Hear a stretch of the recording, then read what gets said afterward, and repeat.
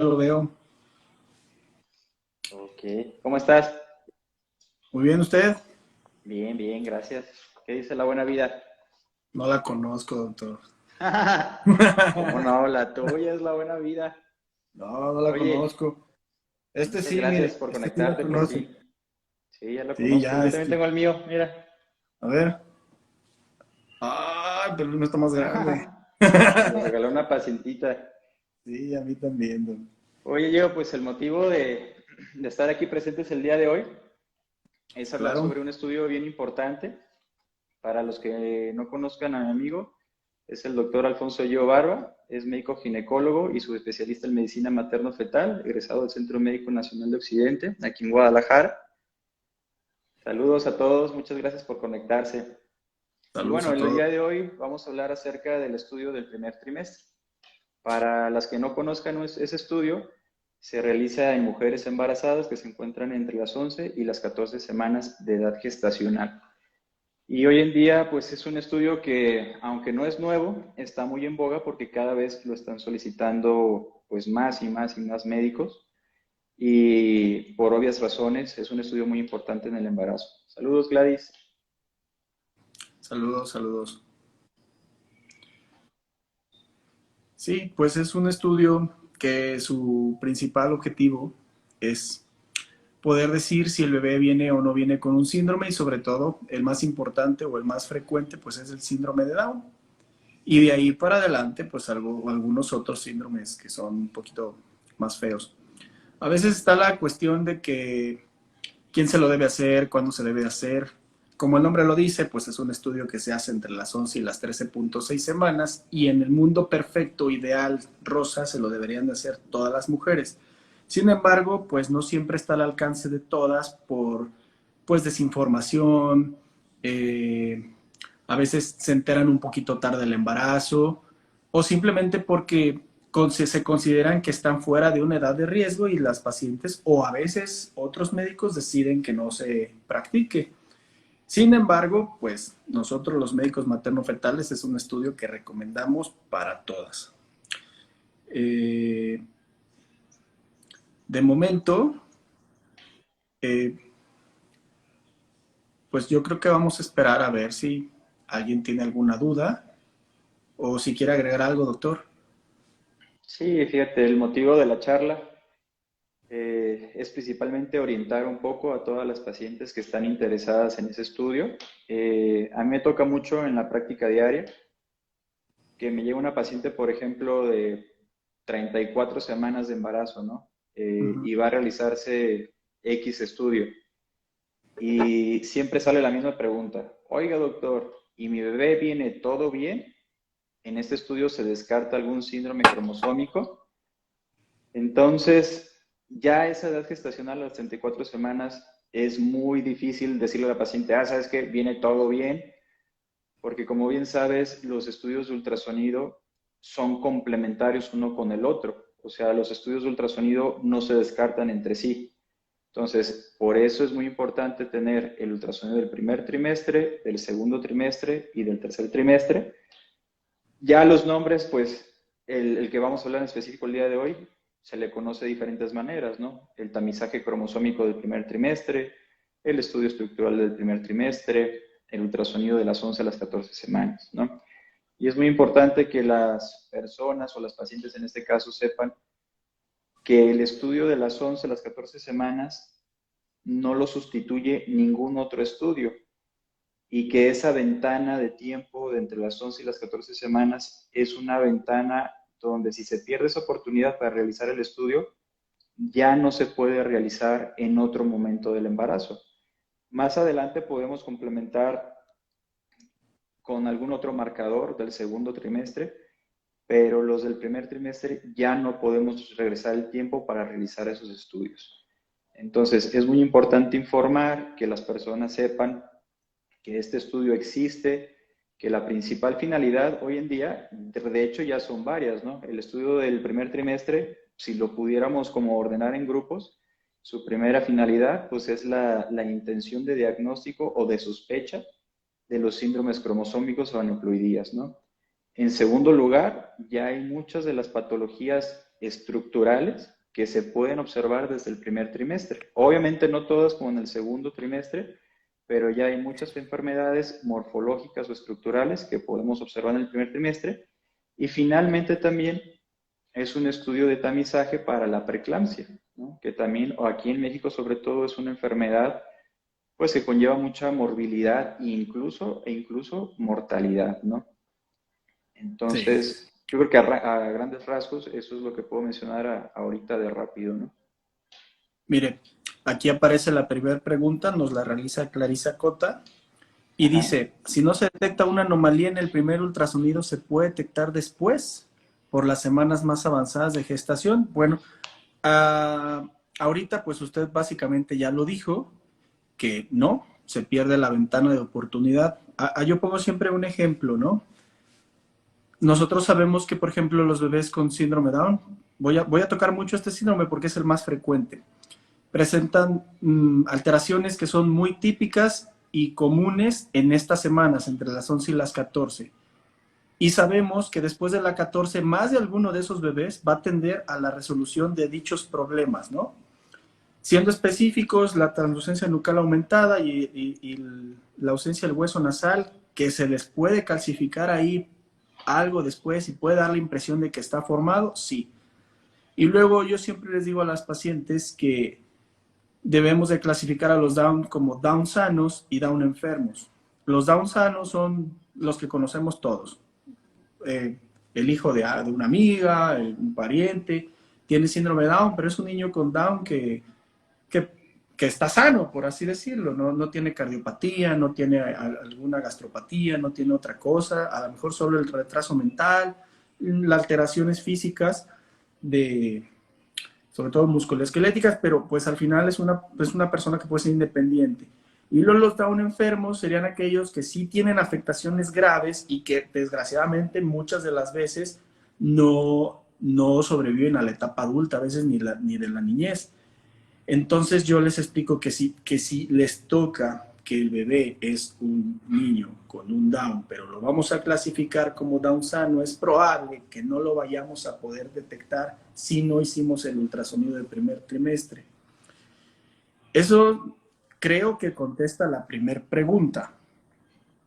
Y de momento creo que no veo más. Bueno, ahí como para puntualizar un poquito en esa pregunta, Ajá.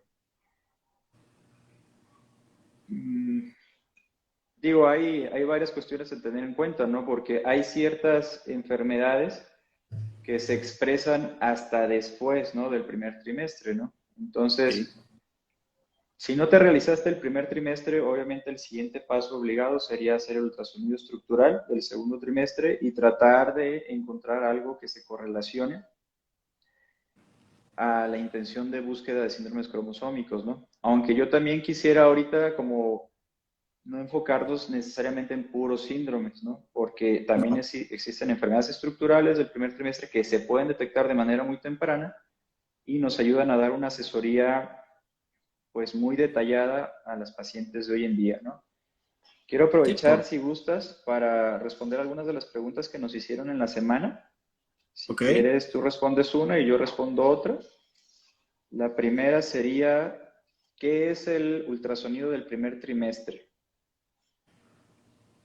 Bueno, creo que ya lo dijimos bastante, pues es un ultrasonido que se realiza entre la semana 11 y la 13.6 y sirve pues para encontrar y o descartar problemas fetales tempranos, ya sean síndromes o incluso no síndromes, como ya lo dijo, puede ser no sé, una gastrosquisis es cuando el bebé nace con los intestinos de fuera o una vejiga, megavejiga, que es cuando viene un poquito grande, o que también podemos detectar, no sé, detectar la preeclampsia no tanto la preeclampsia, la probabilidad de presentarla, ¿no? A veces también tenemos la sospecha de la placenta previa, eso también se puede hacer en el diagnóstico del primer trimestre. Y algo muy importante, predecir el parto prematuro también se puede, Ok. midiendo. Porque no todo en el primer trimestre es medir al bebé, no todo es eso. También se evalúa a la mamá y las condiciones pues, del medio del bebé, que es el útero. También Exactamente. a veces ocurre, que es pocas de las veces, pero a veces te encuentras en un ultrasonido del primer trimestre patologías anexiales, que son tumores, por ejemplo, de los ovarios, o que la paciente tiene miomas, y eso tú ya sabes que puede o no complicar el embarazo. Es más que nada, para eso es el ultrasonido del primer trimestre. Bueno, Tenemos tenemos una otra pregunta pregunta. Ajá. Dice, es que decir, dice, ¿por qué se entonces, realiza sí. entre las 11? Dígame, No, perdón. tenemos una pregunta de una paciente, de Karina. Es decir, entonces, si el estructural se hizo hasta el segundo trimestre, ¿qué podemos ver? Bueno, en el segundo trimestre podemos ver todo, prácticamente todos los órganos y sistemas importantes del feto. Simple y sencillamente que, como bien lo decía el doctor, si se trata de un síndrome con baja expresión, digamos, malformativa, es poco probable que podamos diagnosticar en el segundo trimestre una anomalía cromosómica, o sea, hace un síndrome de Down, porque en el segundo trimestre se pierden los marcadores que habitualmente buscamos que nos hacen sospechar de ese síndrome cromosómico, ese síndrome de Down. Entonces, en el segundo trimestre podemos observar cerebro, corazón, pulmones, en general todos los órganos, y si existen malformaciones en esos órganos, lo podemos correlacionar entonces con un síndrome cromosómico o no cromosómico. Pero si se trata de un bebé que no tiene anomalías estructurales, difícilmente podemos hacer el diagnóstico. Es por esto que el ultrasonido del primer trimestre no se reemplaza por el ultrasonido estructural del segundo trimestre, aunque también este último ultrasonido es muy importante en la evaluación del embarazo. ¿Me ibas a hacer una pregunta? Sí, le iba a decir que tenemos otra pregunta. Dice, ¿por qué solo se realiza entre la semana 11 y la 14? Bueno, ese periodo de ventana es un periodo de ventana donde se encuentran un marcador muy importante que es la translucencia nucal. La translucencia nucal es una acumulación de líquido que se encuentra entre la nuca y la piel que recubre la nuca. Y esto se debe a la falta, digamos, de circulación del sistema linfático. Se sabe que todos los bebés a esta edad gestacional tienen esa acumulación líquida, más sin embargo, conforme van pasando las semanas de embarazo, exclusivamente después de las 14 semanas, ese sistema, digamos, se termina de desarrollar y esa acumulación líquida se pierde.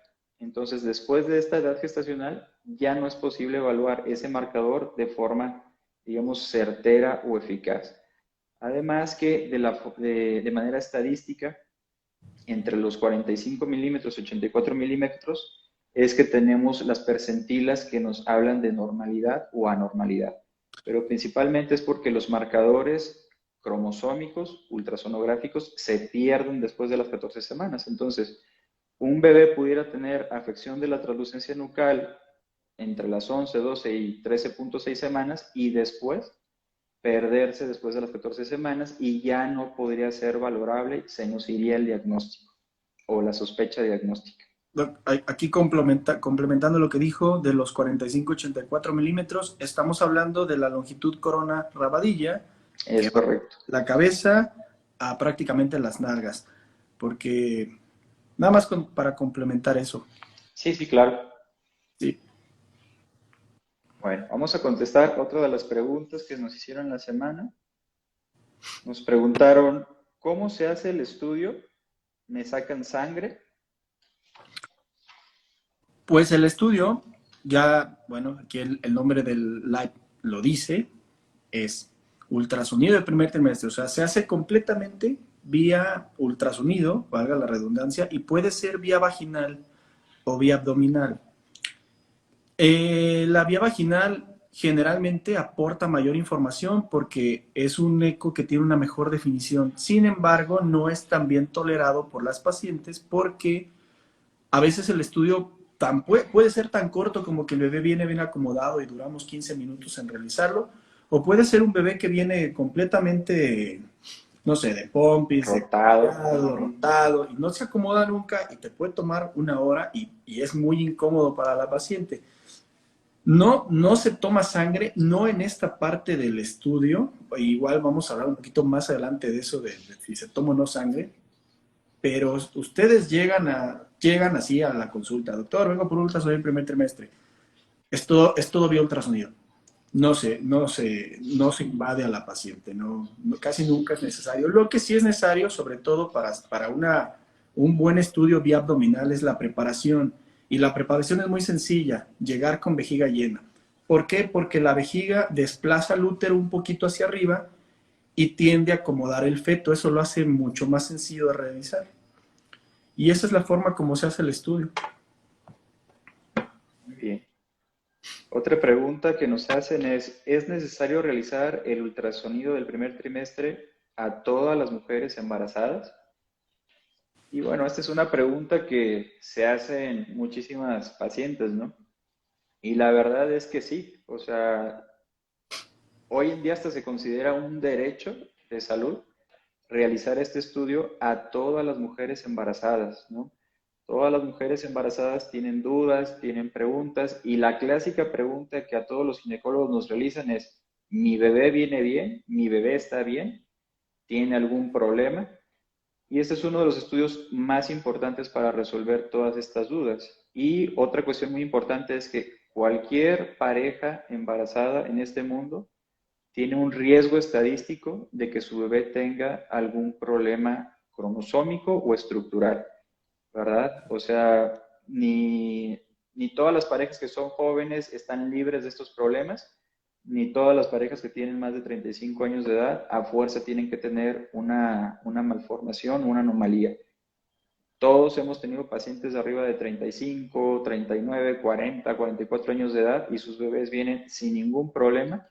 Y hemos tenido pacientes de 18, 19, 20, 25 años de edad y lamentablemente sus bebés tienen problemas importantes de salud.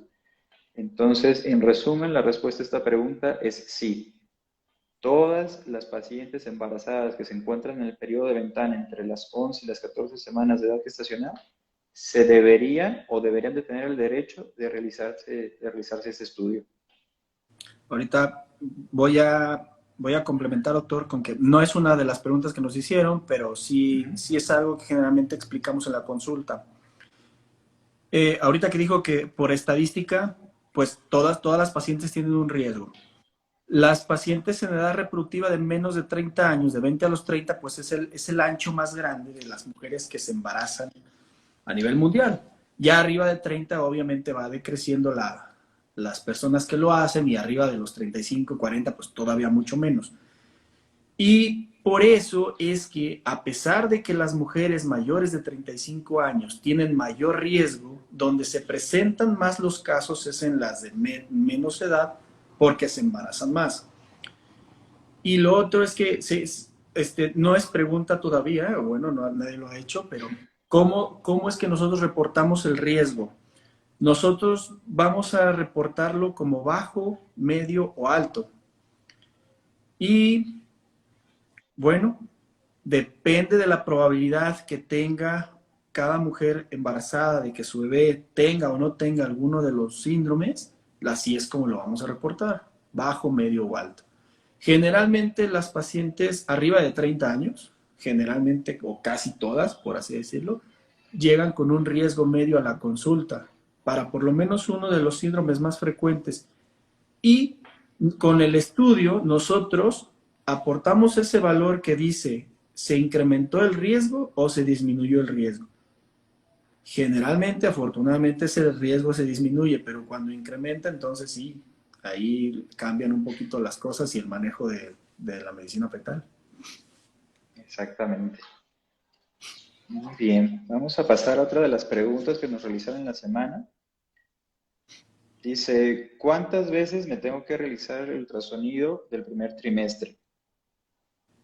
¿Cuántas veces me lo tengo que hacer exactamente? Dice. Una, Pues sí. nada más. Ahí, yo creo que todo el mundo estamos de acuerdo, ¿no? El Sí, ultrasonido del primer trimestre se realiza una sola una. vez, bien hecho y punto, ¿no? A veces pasa que se calculó mal. Hay personas que Ah, dicen, sí, sí todas pasa, mis sí. 11 semanas quiero ir, ¿no? Y llegan a sus 11 semanas calculadas por fecha última de menstruación o por alguna medición de algún esbozo embrionario que tienen previamente, y resulta que te sale, no sé, te mide 43 milímetros o te sale 10 semanas con 5 días, 4 días. Entonces, pues no, ahí no se debe de hacer. Entonces ahí no contaría como que me hice un primer trimestre, más bien me tendrían que reagendar para un segundo primer trimestre que en realidad sería el primero. Creo que aquí ya confundí más, pero No, fíjate que yo creo que ese comentario entra muy bien en una de las preguntas que dice, ¿qué semana entre las 11 y las 14 es la mejor? ¿No? ok, Porque curiosamente las semanas sí importan, ¿no? sí, claro. Aunque nos encontramos en el periodo de ventana apropiado entre las 11 y las 14 semanas, sinceramente no es lo mismo la 11 que la 12.5, la 12.6. Claro. Nosotros habitualmente recomendamos mucho la semana 12 a la 13 exclusivamente, o sea, de la 12 a la, de la 12 a la 12.6. ¿Por qué? Porque no solamente nos ayuda a valorar los marcadores cromosómicos, ¿no? Para las pacientes que no saben qué es eso de marcadores cromosómicos, que no lo hemos explicado, son unos hallazgos ecográficos que nos ayudan a dar un riesgo a ese bebé. ¿Qué tan probable es que este bebé tenga una enfermedad cromosómica? ¿No? Y son la presencia o ausencia del hueso nasal, la translucencia nucal, la regurgitación tricuspidia, la valoración de la onda de velocidad de flujo del ductus venoso y su IP, ¿verdad? Y la frecuencia cardíaca. En general, esos marcadores, al ponerlos en una calculadora, nos estima un riesgo y ya nos dice, este bebé tiene una probabilidad alta, intermedia o baja de tener un síndrome cromosómico. Pero además, entre las 12 y las 12.6 semanas, es muchísimo más sencillo para nosotros también la valoración estructural. Y la valoración estructural es muy importante porque pudiésemos detectar desde manera muy temprana anomalías que son inclusive letales para la vida de un bebé, que cualquier pareja quisiera saber eso, ¿no? Por ejemplo, una secuencia acránea encefalia, ¿no? Que es una alteración a nivel cerebral muy, muy severa y que la verdad el pronóstico es letal, ¿no? O sea, prácticamente no hay ningún pronóstico bueno. Entonces, si ustedes se encuentran en ese periodo de ventana entre las 11 y las 14 semanas, yo les recomendaría mucho que agenden su cita para el estudio del primer trimestre entre las 12 y 12.6 semanas porque se les va a dar información, digamos, ya de por sí es confiable, pero información a lo mejor más detallada principalmente, ¿no? Les vamos a ofrecer mucho más en este estudio. No sé si quieras complementar ahí algo, Diego. Sí, em, los estudios dicen que entre más pegado a la semana 11 lo hagas, tiene una mejor predicción para decir si tiene o no tiene algo el bebé, pero luego también se vuelve mucho más complejo entre más pequeño. Y conforme te pegues un poquito más a la 14, se vuelve más fácil de hacer el estudio. Entonces, concuerdo perfectamente con usted que buscamos el punto medio para ofrecer las dos ventajas de los extremos de la edad gestacional para el estudio del primer trimestre. Tenemos otra pregunta que dice, ¿qué pasa si el estudio sale mal? Bueno, Y aquí en bueno, esta pregunta siempre es la pregunta templada, ¿no? mal. ¿Qué hacemos si nuestro estudio de tamizaje cromosómico sale mal, ¿no? Lo primero yo creo que sería determinar exactamente qué es lo que salió mal, ¿no? Porque una cosa es que tengan alguna anomalía estructural y otra cosa es que salga mal en el aspecto del riesgo de cromosomopatía, ¿no? Entonces, si nos vamos al apartado del riesgo de cromosomopatía, explicar a los pacientes, dar la asesoría de que no es un diagnóstico definitivo. O sea, lo que salió mal es que su bebé tiene un riesgo elevado de tener síndrome de Down, síndrome de Edwards, síndrome de Patou, síndrome de Turner, ¿no? Entonces, lo que viene después de eso es realizar un estudio confirmatorio. Habitualmente es un estudio de DNA fetal, donde lo apropiado pues sería hacer, dependiendo de las semanas, o una biopsia de ciudades foriales o una amniocentesis, Hoy en día existe otro estudio que se realiza directamente en la sangre de las madres y nos puede también dar un 99% de certeza acerca de si se trata de una anomalía cromosómica, ¿no? Entonces, lo que sigue después de este resultado, si sale mal, es confirmar el resultado con otro tipo de estudio, principalmente de DNA fetal.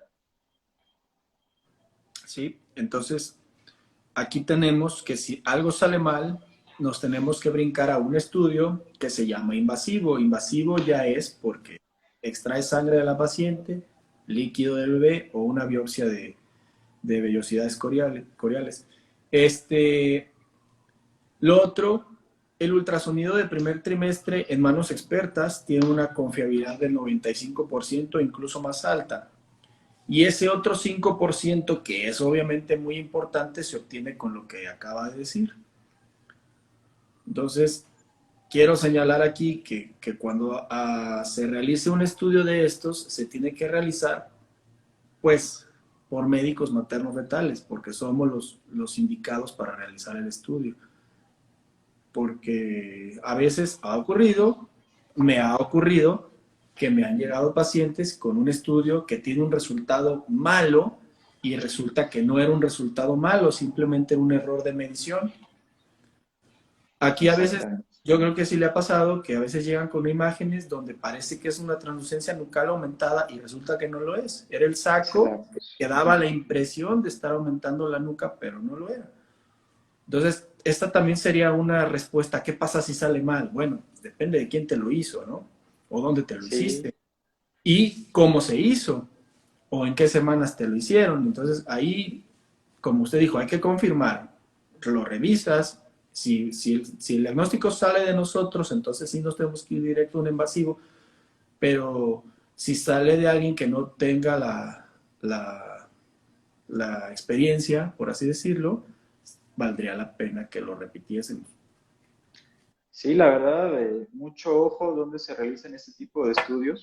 La verdad a mí me ha pasado en reiteradas ocasiones, pero en reiteradas ocasiones de verdad, que Concuerdo. acuden con un diagnóstico adverso, con información adversa, ¿no? Y o sea, tampoco se pide que sea forzosamente un materno fetal, aunque la verdad sería lo ideal, pero mínimo fíjense que el médico que está realizando el estudio esté certificado, ¿no? Por alguna asociación que reconozca que el médico puede hacer ese tipo de estudios, porque son estudios muy valiosos en el momento actual, o sea, en el presente en el que se realiza la paciente el estudio, porque te da información pues, de primera mano de cómo está el bebé, pero además son estudios que cuando la paciente ya tiene 37, 34, 32 semanas y que lamentablemente el bebé tiene algún trastorno de crecimiento o tiene algún hallazgo que no se había visualizado hasta esa edad gestacional, esos estudios nos sirven mucho, ¿no? Para un futuro. Entonces, me ha tocado pacientes que van con médico X, ¿no? Y ya desde que uno ve el corte mal hecho o la vista mal hecha, y que a lo mejor el equipo que utilizó de ultrasonido no es de muy buena calidad, eh, que no se basa en los estándares internacionales para hacer el estudio, ya uno sabe de antemano que a lo mejor esa información que se le dio a esa paciente pudiera ser no correcta, ¿no? Entonces ahí una segunda opción también no estaría mal, ¿no? Un segundo estudio en estos casos puntuales no estaría para nada mal. Sí, fíjese, doctor, que yo he recibido estudios, Ujú. no digo de dónde, es un lugar famoso, y le toman y le ponen hueso nasal aquí, fin, Ajá.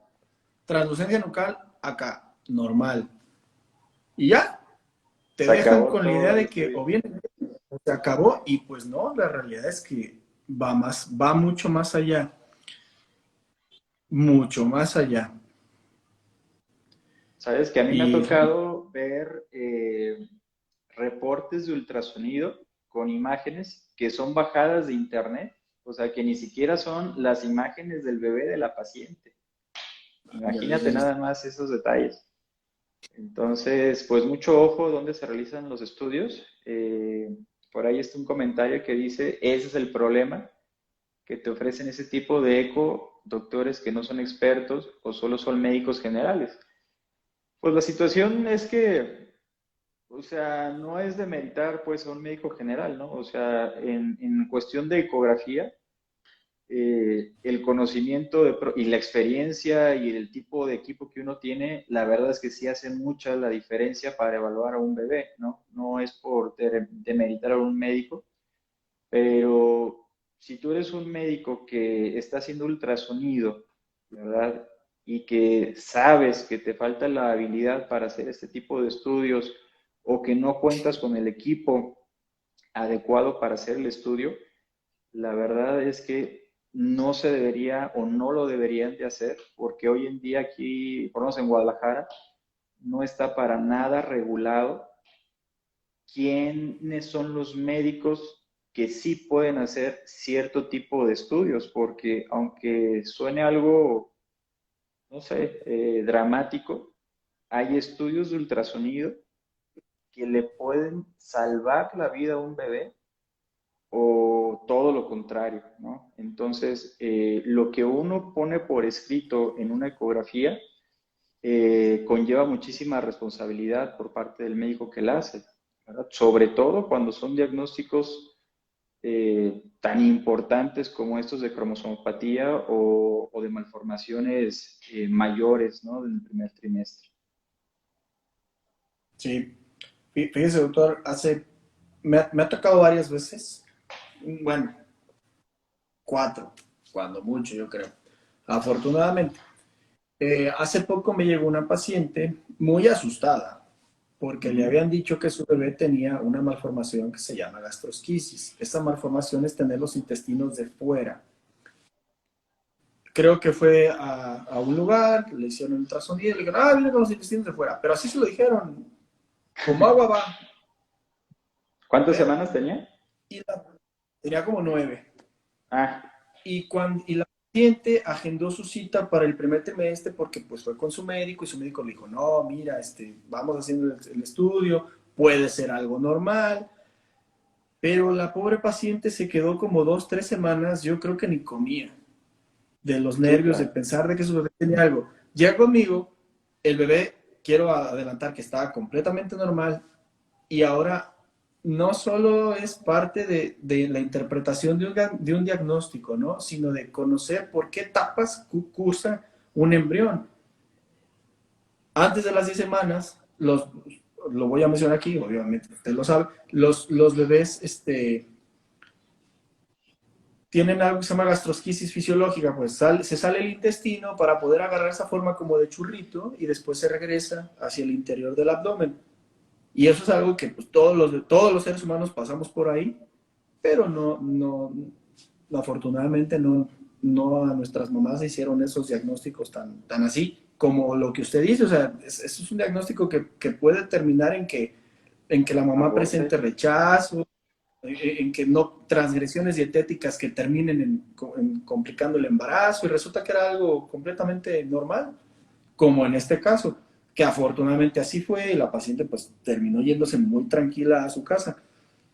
Entonces sí es muy importante que revisen, o bueno, sí, pues que revisen o por lo menos que donde se hagan el estudio pues sea una persona que efectivamente está certificada y capacitada para hacer el estudio. Así es. Bueno, la siguiente pregunta dice, ¿el estudio estructurado del primer trimestre se puede realizar en gemelos? Y bueno, la verdad es que, pues claro que sí, ¿no?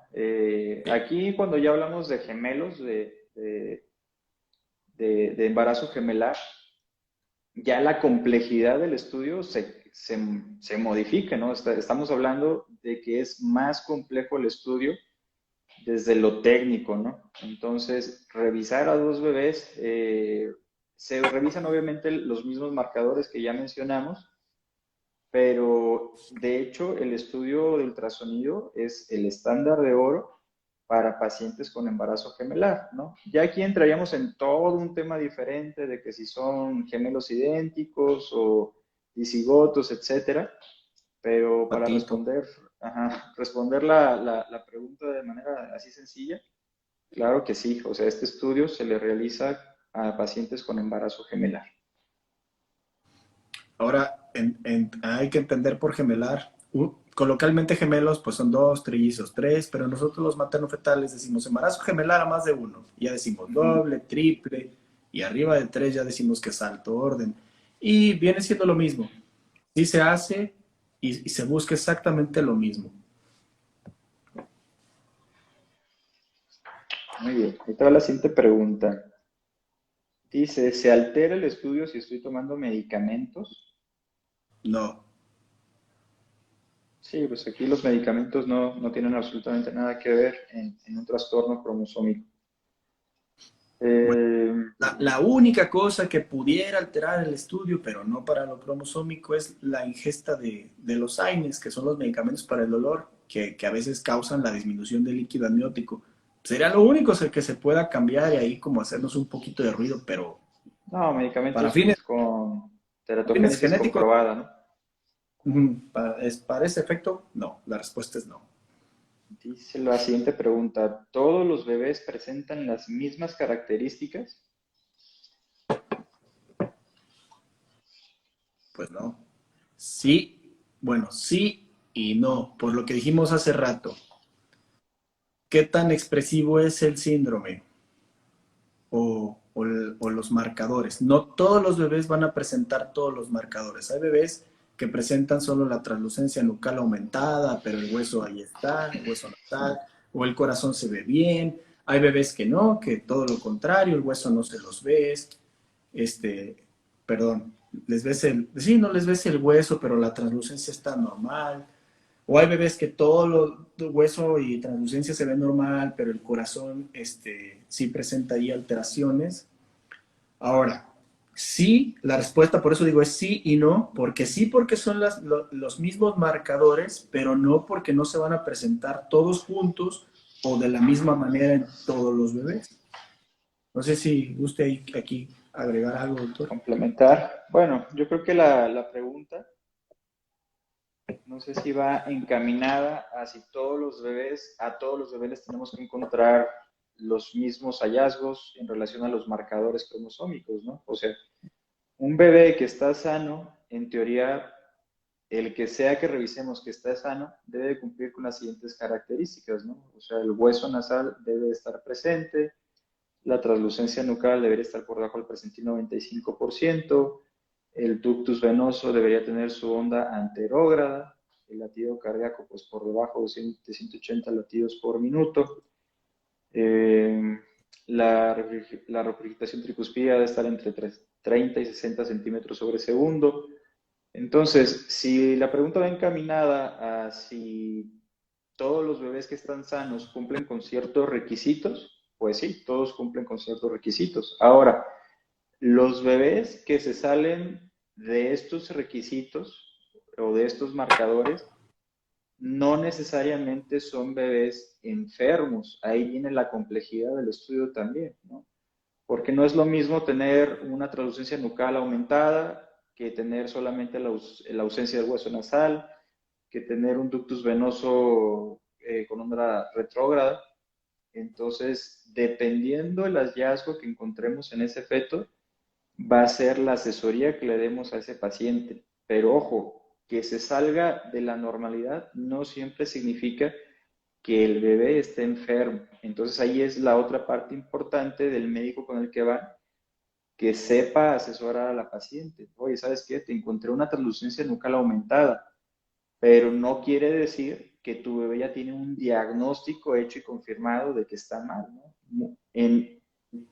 Pues en bastantes ocasiones ha ocurrido donde se ha encontrado una translucencia nucal aumentada y no necesariamente el bebé tiene algún síndrome cromosómico, ¿no? Entonces, ese otro lado también importante de mencionar, que no todos los bebés que tienen ciertos hallazgos que se salen de la normalidad necesariamente están malformados o que tienen alguna enfermedad cromosómica. Por eso la importancia de una asesoría apropiada también a esos pacientes. Sí. Sí, y también a veces ocurre todo lo contrario, que observas todo normal y a veces trae algo, pero ese algo no está dentro de las cosas que que se se ven en el detectan. primer. Por eso el complemento del segundo trimestre, que ya dijimos Exacto. no se sustituyen. Dice, ¿qué pasa si por yo no tener edad de riesgo no me lo hago? O sea, ¿qué pasa si no me hago el estudio porque soy joven, por ejemplo, ¿no? Mm, Pues te, te quedas con el valor estadístico de acuerdo a la edad, que habrá existen ya como por así decirlo gráficas que dicen que en base a tu edad qué probabilidad tienes de que tu bebé tenga algo, y eso es lo que pasa, que te vas a quedar con la duda de si el bebé tuvo, viene bien o no, y sobre todo que aquí se me hace la parte más fea, por así decirlo, es si no te lo haces y tu bebé tiene algo, te perdiste de la oportunidad de que si ese algo era tratable, ya no lo puedas tratar. Ese es lo que pasa si no se realiza el estudio. Por eso, al principio, para la gente que se acaba de unir hace poco, dijimos que en el mundo ideal, en el mundo perfecto, eh, todo mundo se debería de realizar el estudio, todo mundo, sin importar si tienes alto o bajo riesgo, si estás joven, si no hay ningún antecedente en la familia, si eres muy fitness, si tomas kilos de ácido fólico, te lo debes de hacer. Esto sí o sí se debe de hacer. Es un avance de la medicina muy importante que no se debe de desperdiciar. Si tenemos la herramienta que afortunadamente en nuestro país la tenemos, pues hay que aprovecharla. Y accesible, ¿no? Dentro de lo que Y cabe a la accesible, mano. exacto, es ¿Cuán- accesible. ¿Cuántos pacientes no tenemos que son extranjeras? Bueno, me ha tocado pacientes de Estados Unidos y de Canadá que me dicen que realmente la atención de un médico no es tan sencilla como lo es aquí en México, ¿no? Ujú. Y pudiera sonar mentira, pero realmente nuestro, por lo menos sistema de salud, digamos, privado o inclusive público, eh, tiene sus virtudes, también tiene sus desventajas, pero una de ellas muy importante es la accesibilidad a una atención médica. O sea, eso sí lo tenemos y yo lo he comprobado con pacientes extranjeras. Otra pregunta que me mandaron aquí dice, ¿el equipo de ultrasonido es importante para realizar este estudio o se puede realizar con cualquier aparato, o sea, con cualquier ecógrafo? ¿Qué piensas de eso? No, por supuesto, es importantísimo.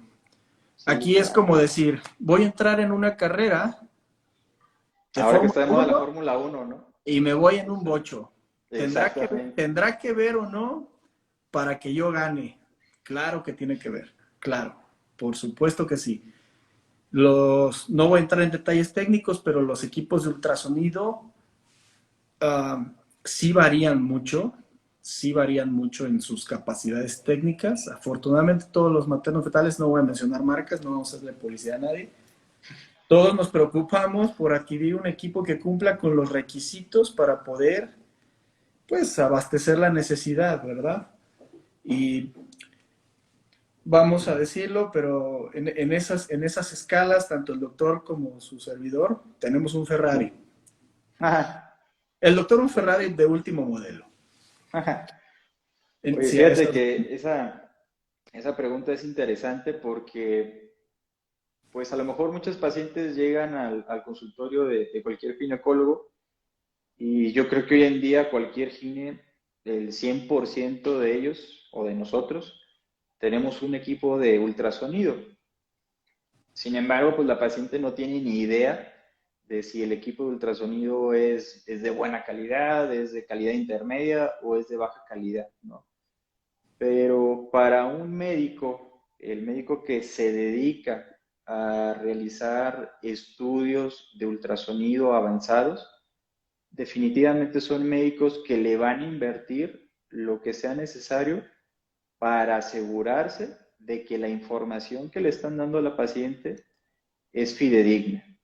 Ojo, que no por tener el mejor equipo de ultrasonido, el de más alta gama, el modelo 2021, lo que sea, no solo por eso se va a hacer un buen diagnóstico. Aquí el ojo y la mano del médico que realiza el estudio le pudiera sacar el mejor de los provechos de un equipo de hace 10 años. Pero si además de tener el ojo y la mano tienes el mejor equipo de ultrasonido, pues definitivamente esa paciente va a estar muy bien atendida y va a tener la confianza que el estudio que se le está realizando es de calidad, ¿no? Para mí, hoy en día, sobre todo a los médicos que nos dedicamos a ver a mujeres embarazadas, mmm, pues no creo que se valga decir, no, pues yo no le invierto a mi equipo de ultrasonido porque no le saco provecho, por ejemplo, ¿no? O sea, porque no tengo las herramientas, pues, ¿cómo le podemos decir? Las herramientas de conocimiento para sacarle provecho a un equipo de ultrasonido, ¿no? O sea, si no las tienes, pues consíguelas, ¿no? Haz un diplomado, haz un curso, pero si te estás dedicando a ver a mujeres embarazadas, debes de tener los recursos en relación al conocimiento y recursos tecnológicos para ofrecerle a esa paciente el mejor de los servicios, ¿no? O sea, que se sienta cómoda, que se sienta segura sobre todo de que lo que uno le está diciendo es verídico porque lo está viendo, ¿no? ¿Cuántas veces no te ha llegado una paciente a tu consultorio y te dice, ay doctor, aquí sí veo a mi bebé, o sea, aquí sí le entiendo, Sí. y es a veces por la calidad de la imagen que te ofrece el equipo, porque a mí muchas personas o muchos pacientes me han llegado con sus reportes de ultrasonido, vean las fotos y ni yo le entiendo, ¿no? Le digo, ay, cara, ¿qué es esto, no? Y por ejemplo, es el ultrasonido del primer trimestre, ¿no? Me ha tocado ver varios así de que, ese es mi primer trimestre, y lo ves y dices tú, ni yo le entiendo, ¿no? Entonces, ojo ahí también con eso, ¿no? Un médico que a lo mejor obviamente que se dedica a ver mujeres embarazadas, ¿no? Porque obviamente no todos los ginecólogos se dedican a ver mujeres embarazadas, ¿no? A lo mejor otro tipo de ginecólogos se enfocan más a tener otro tipo de equipo, ¿no? Un colposcopio, eh, no sé, algún otro tipo de tecnología que se requiera Sí, para la necesidad que él hace, pero un uno láser. que se dedica a ver a mujeres embarazadas, definitivamente le tiene que invertir una buena cantidad de recursos a tener su equipo de ultrasonido actualizado y no solamente eso, sino recursos en uno mismo, ¿no? Seguir aprendiendo, seguir viendo los nuevos marcadores, las herramientas diagnósticas. Ya yo siempre comparo mucho los equipos de ultrasonido con los iPhone, ¿no? Le digo, pues es que ya cada uno tiene un montón de aplicaciones diferentes que también uno tiene que ir aprendiendo, las tienes que ir memorizando, irlas adaptando en tu consulta, sin necesidad de que tu consulta se haga de 2, 3 horas, ¿no? Pero sí ir ofreciendo a lo largo del control prenatal, pues toda la tecnología que te puede ofrecer este tipo de herramienta, ¿no? Estos ultrasonidos. Sí, sí, claro. Aquí hay otra pregunta, ¿da? De Chiwiwi27. Dice, ¿este estudio se mide también lo del líquido amniótico o no está relacionado?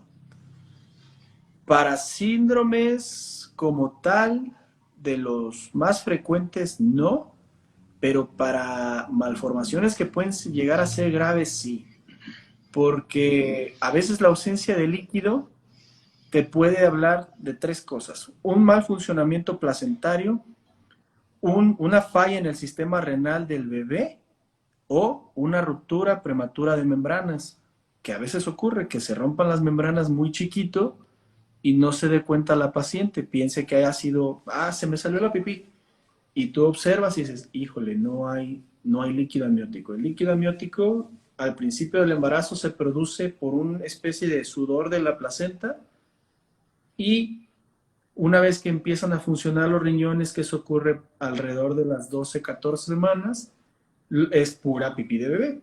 Entonces, no encontrarlo, pues sí te puede orientar en alguno de estos problemas. Y esa fue la pregunta. Sí, ahí pues la verdad nosotros en el primer trimestre la cuantificación del líquido amniótico es cualitativa, ¿no? O sea, uno Ujú. sin necesidad de medirlo sabe si está normal o anormal. Pero si en un primer trimestre observas ausencia de líquido, definitivamente el pronóstico es muy, muy, muy, muy pobre y lamentablemente, pues muy seguramente ese embarazo pues no se va a lograr. Ojo, ausencia de líquido amniótico, ¿no? Porque también ya me ha pasado en la práctica donde no se quieren encontrar el líquido amniótico tal vez superabundante y a la vista del médico que lo revisa lo ve disminuido, ¿no?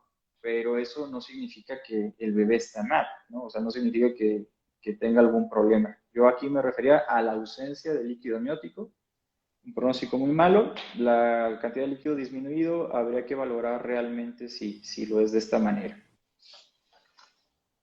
Y Ok. otra de las preguntas que ya son Aquí, de las últimas, ajá. diga, De las últimas preguntas que ya tenemos, dice, ¿qué se me características está debe de yendo la tener? señal. Se me fue el wifi.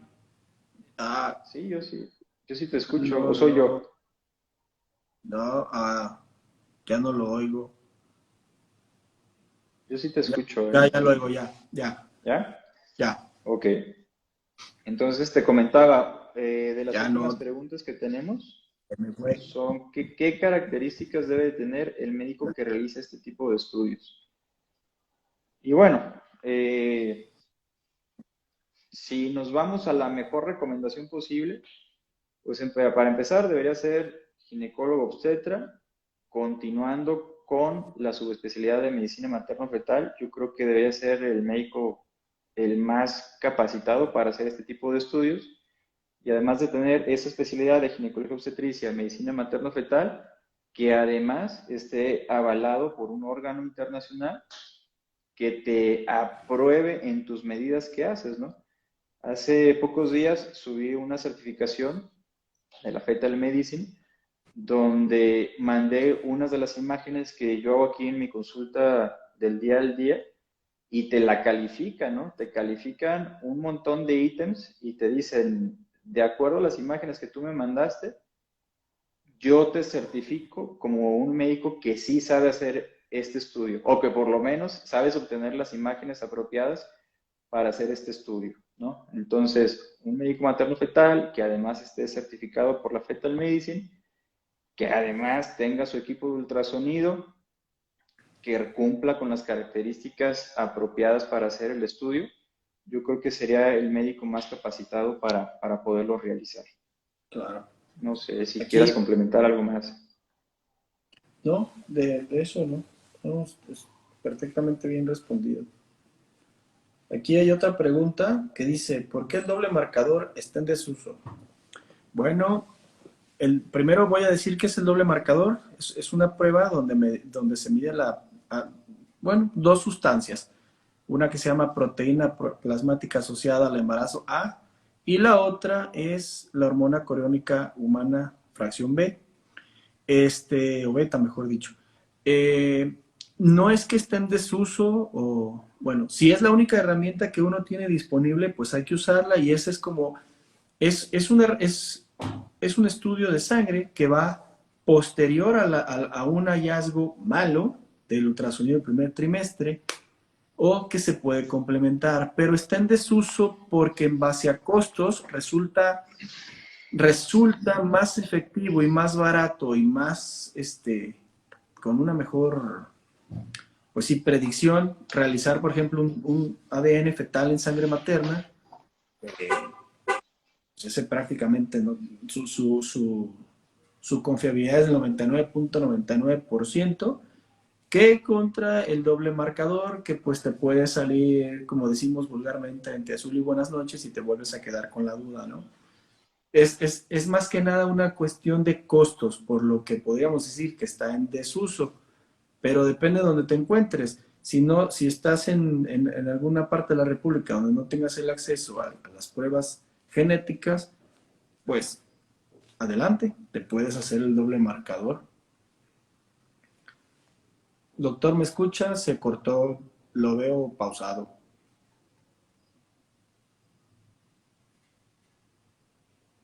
¿Se nos fue?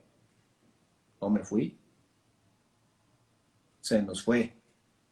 Bueno, ya me quedé yo solo, lo voy a volver a invitar al doctor.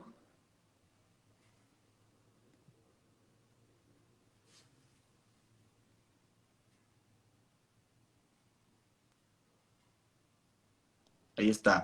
Ya volví. Pero, ¿qué Y sabes que paciencia? se me ¿Le apagaron desconectó la por luz, andar viendo doctor? los... Sí. Ándale. Oye, en qué te quedaste? Me quedé en que se nos fue. No, no es cierto. En que, en que depende en qué parte de la República te encuentres. Si tienes a la mano el doble marcador, pues usas ese. Y si no, y si tienes a la mano las pruebas de ADN fetal, mejor esas. Pues sí, digo, el estudio del duotest, pues es un estudio que antes se utilizaba mucho como complemento, ¿no? Del primer trimestre, pero de pronto era difícil de utilizarlo, ¿no? Porque lo tenías que pasar a múltiplos de la media y no todos los laboratorios, no todos los laboratorios tienen la capacidad de realizar esa conversión, ¿no? De múltiplos de la media al origen de la paciente, la edad que tiene la paciente, el peso, la talla y todo lo que se requiere para convertir el resultado a múltiplos de la media y que te diga, ¿no? La hormona salió alta o baja y que te cambie el riesgo, ¿no? El riesgo que tenías después del ultrasonido.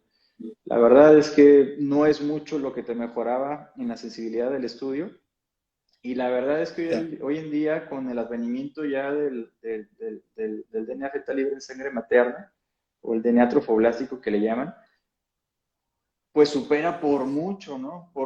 Solamente para eso, ojo, ¿eh? Es que a veces piensan que ese estudio te va a sacar todo lo que puede tener un bebé, y la verdad es que es muy No, importante, nos ayuda para mucho, pero es básicamente detección cromosómica, ¿no? Y de cromosomas habitualmente regulares, es para lo que más te sirve. Pero para lo estructural y el ojo clínico que uno tiene como médico, pues eso no lo puedes cambiar por nada. sí, fíjese, doctor, esa es una pregunta que incluso me han hecho en consultorio y se me acabo de acordar, que es, ¿y si me brinco el primer trimestre y me voy directo a las pruebas genéticas? Y yo les digo, Sí, sí, pues lo sí, preguntan mucho. te vas a perder de lo que ya dijimos, de lo que no sea genético, de lo que no sea cromosómico, te lo vas a perder. Ese es número uno. Y número dos, el costo.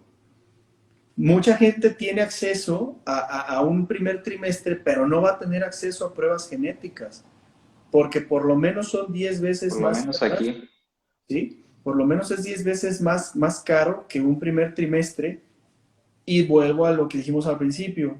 En manos expertas, este estudio tiene una confiabilidad de 95% y el otro 99% ya sería partiendo de ese razonamiento, ¿no? De pues me brinco al doctor o me brinco al estudio. ¿Qué tanto para ti vale ese 5% de me lo voy a brincar, pero además te vas a perder todo lo estructural? Exacto. Entonces, por algo la cosa va por pasos, ¿no? Primero el estudio, si algo no checa, no cuadra, entonces sí, ahora sí a las otras pruebas. Y a veces resulta, como ya dijimos, que tú le encuentras algo al bebé, le haces las pruebas genéticas y te sale normal. Entonces, no todas las afectaciones en los seres humanos se deben a los genes o a los cromosomas.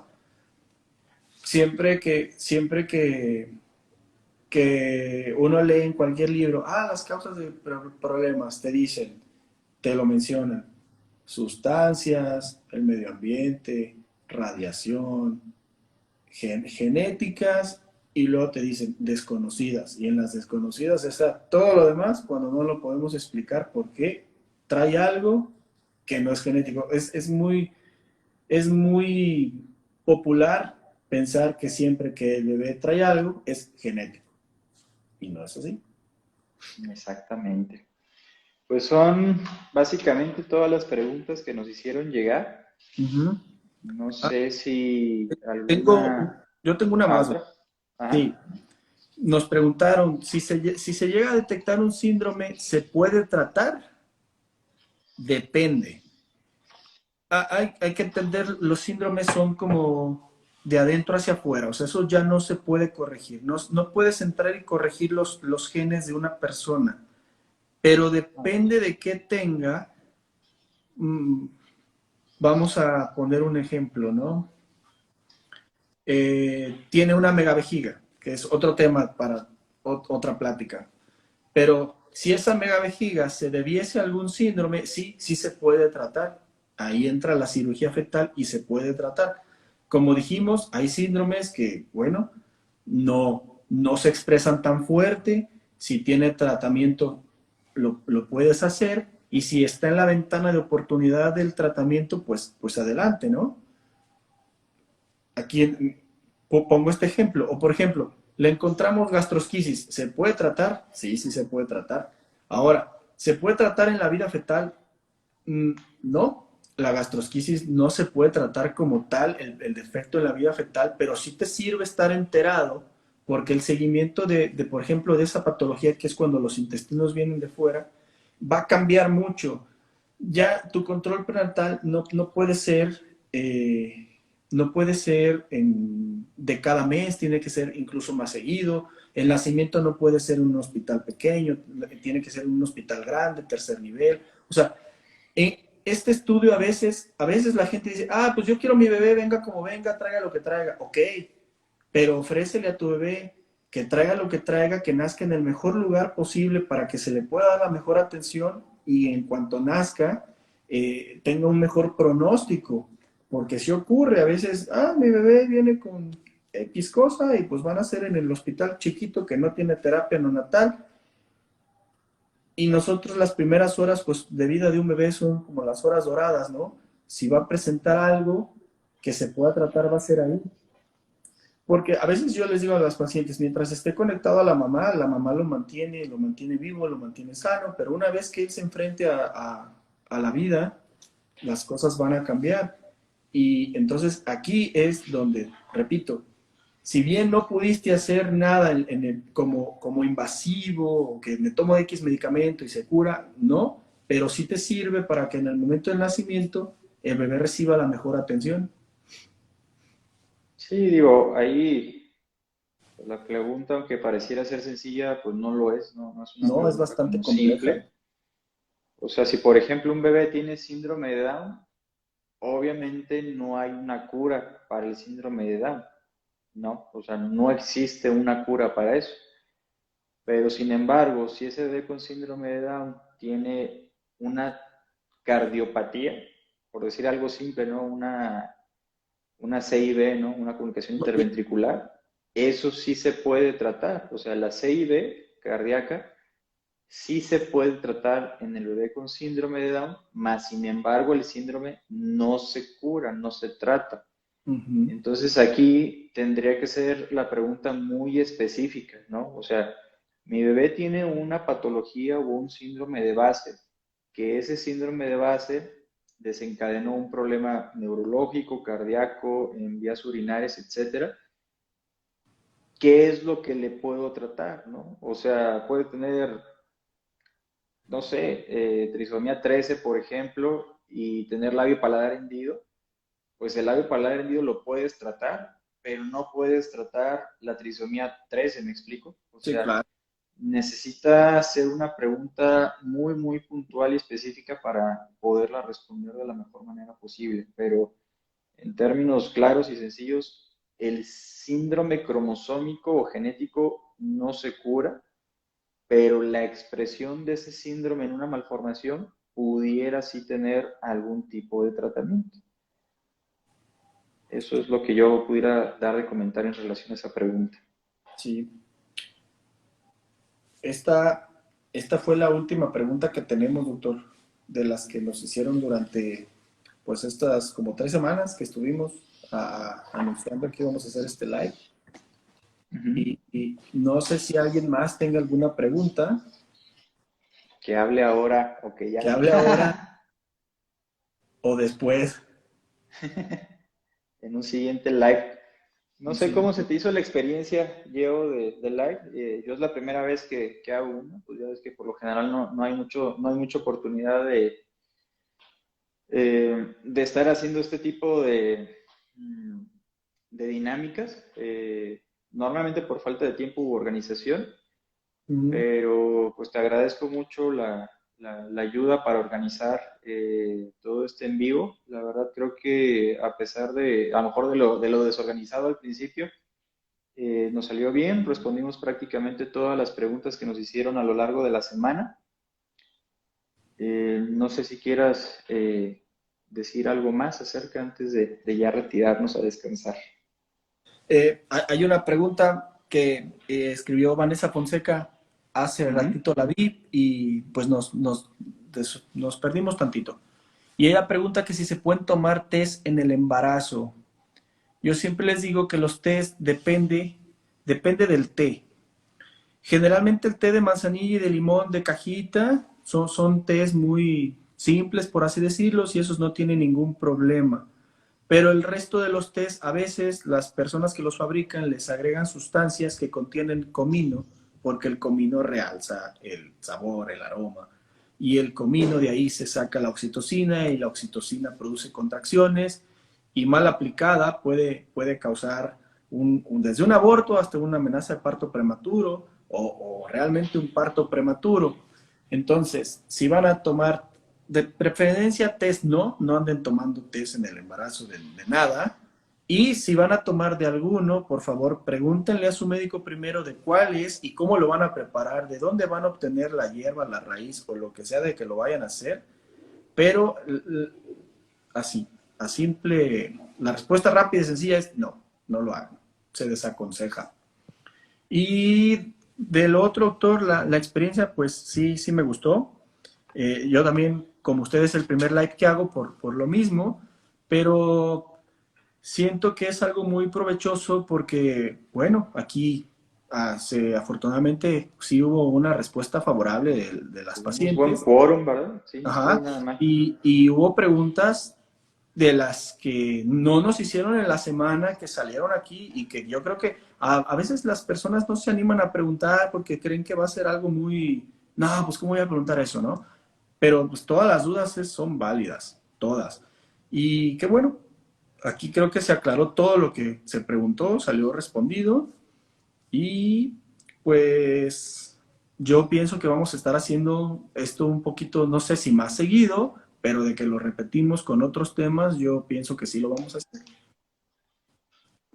Bueno, pues me parece muy bien. Por ahí próximamente obtendrán noticias de si igual si tienen algún tema por ahí que les gustaría que hablemos, que Ujú. desarrollemos el tema, pues estamos en la mejor disposición. El doctor y yo pues somos médicos ginecobstetras con especialidad en medicina materno-fetal. La verdad es que nos enfocamos mucho a mujeres con embarazo y nos gustaría que fueran obviamente temas donde, digamos, tengamos una opinión de mucho peso en ese aspecto en mujeres embarazadas. Pero si tienen algunos otros temas, con gusto pudiéramos invitar a otros médicos especialistas para que las resuelvan junto con nosotros y pues con gusto seguiremos haciendo estos lives.